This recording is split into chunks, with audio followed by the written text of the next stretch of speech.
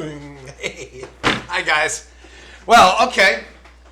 We covered a few things. We opened up with a review. I showed you my homework, which, once again, I can't stress how important to do checklists are. Inventory list, inventory list. Another one we could do. You could talk forever about. I used to hate taking inventory, and almost every place you have to do it. You have to check. There's a thing called par stock.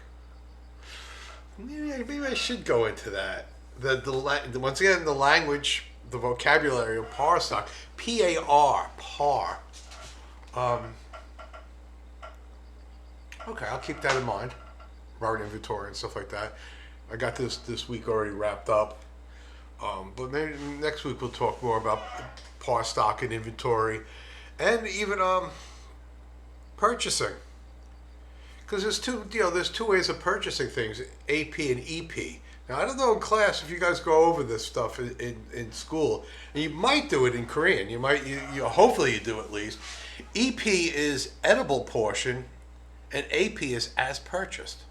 So if you buy, say, a kilo of potatoes, and you buy a kilo of potatoes unpeeled, so that's as purchased. So then you peel them, and you lose around 10%, 7 to 10%, depending on the potatoes, how many eyes are in the potatoes, those little lumps and stuff. So if there's a lot of eyes in a potato, you cut those out, you're going to have 10%. Now, if it's this time of year, meaning the harvest season, they're smooth skins. So you can only lose, maybe 5 to 7%. You can lose, like I said, later in the year, you can lose up to 10. And this is, as a working chef, you should understand this, because it does change.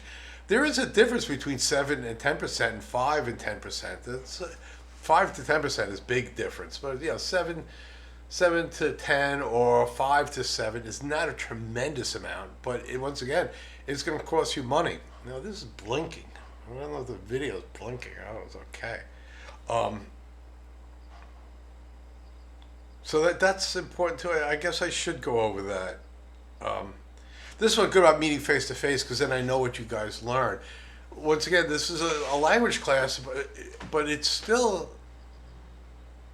a cooking language class. All you guys are cooking majors. You need to know this stuff. I know purchasing, you guys are really weak on purchasing. That's kind of hard to work into a language class, but inventory control, purchasing and things like that. Yes, because like those big cans. The big cans. I don't have an example with me, but if we go into it, I'll get that. Those are number 10, 10 number 10 cans. So if you order a case of tomatoes, say peeled tomatoes, something like that, usually there's 6 in a case, 6 number 10 cans. If you order it wrong, you might get a case of small tomato paste cans, or small just even tomato cans. So purchasing is really important. You can get into a lot of trouble. And I have some stories to tell you guys. My mistakes in industry. I've done it. I've made mistakes ordering. I think any chef does. Anybody says they don't make a mistake, lying to you. That's for sure. They are lying, because we all do. The idea is to not make so many mistakes. And how you do that is through lists, SOPs, inventory lists, checklists. That's how you cut down those mistakes. The mistake I made, just briefly, I just talked about it, is that I under-ordered chicken breasts. Normally, breasts, I'm going to use ounces, because I'd have to convert it into grams for you guys, which is another class we can talk about too. Usually we get 6 to 8 ounce chicken breasts. Those are for grilling. I had a banquet for chicken salad. So what you do, first of all, you order B's, not A's. A's are perfect. B's have maybe little cuts, a little bigger, smaller, not perfect. But what I did, I ordered 160 B's, but not specifying the size. And my purveyor normally thought there'd be 6 to 8 ounces. Naturally, that's what he ordered. He could have called me, but no, I don't blame him. I blame myself. Where I could have got 10-ounce ones because they're going to chop them up. Doesn't matter. Going to poach them and chop them for a chicken salad for, I think about 130 people. I forget now the exact number, but it was a fairly good sized luncheon, for the Ajamot luncheon, chickens, grilled chicken salads. So I ended up short.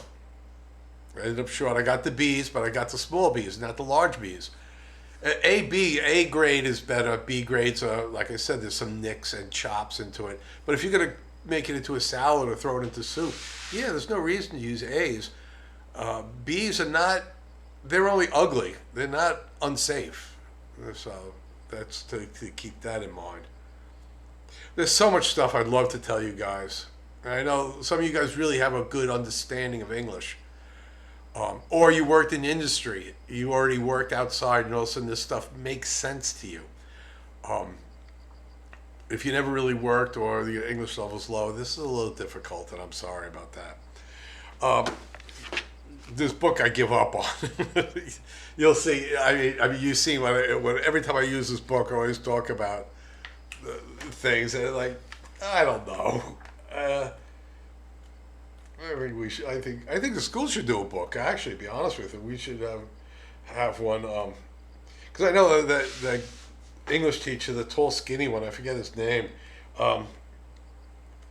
He wanted to do a cookbook together, and he decided to do it on his own. And the book is just as bad as this. It's actually even worse. You could even look at this mix of British and English. Fonts are different in the book. I mean, if you're gonna cut and paste, do it right. But I mean, even like here, like I talked about it before. That is not a busser. That's a dishwasher. God damn it! Busser would never wash dishes. Why? Why would you not have a bus washer? I explained it in the video that you don't want this guy getting dirty. The guy, a busser is out in the hall. He's the one who picks up the dishes. Yeah, it's not a glamorous job. It's an important job, but it's not that's something you're going to have somebody go back in and wash the dishes and come back out again.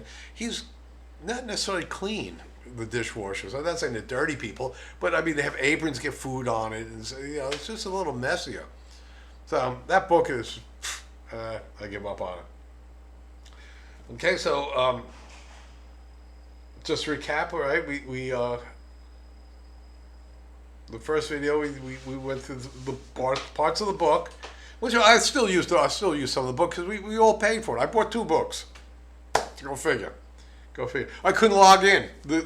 My work computer is too out of date. It's too old to support where is my phone? I need to find technical support on this because I can't seem to take care of this myself. And if you guys have an idea of what it is, let's see, let's turn this sideways.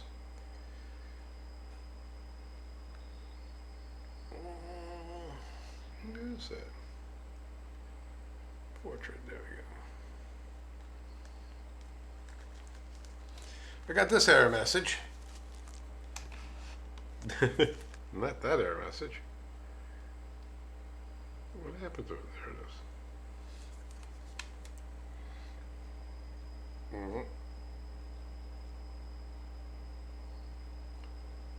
Right, and I clicked the bottom button, said download now, and then it says you can't do it because the net is whatever. That's a new one. It's a Microsoft product, so I went to the page and tried to download it. It didn't work either. So I can't even access the book. I'm really not happy with that at all. I left the CDs up in Seoul, so I will bring them down the next time because this does have a CD player. Oh yeah, it sure does. I never use it. I haven't used it in years. So the book, and then I showed you my homework, and then we went into the front of the house. And we'll talk a little more about front of the house. The brigade system. Before we go to the front of the house, we talked more about the brigade system, chef, sous chef, roundsman, all that. That I think is important for us to do. Front of the house is fairly simple. A 5-star restaurant a little different, but you have a host or a hostess, you have a waiter or waitress, you have a busser. That's the average ones. Then you could have a sommelier, You can even have cheese carts and things like that. So, I mean, you can have a lot more, but the front of the house is fairly simple. Not an easy job, even though we front of the house, back of the house always fights. Always fights. Fix my collar. I look a little sloppy there. Okay, so that's just to recap that.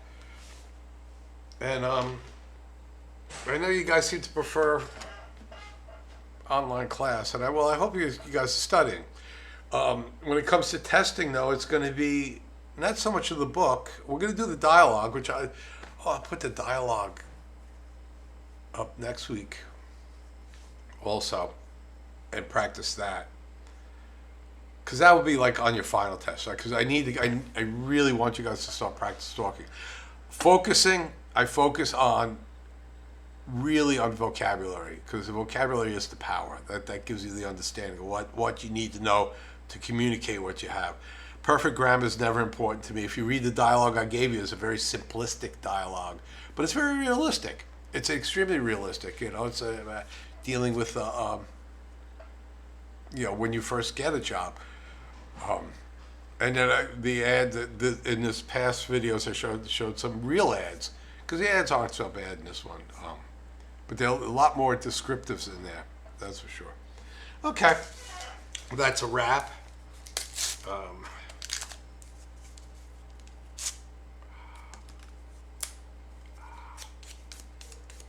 What's for lunch?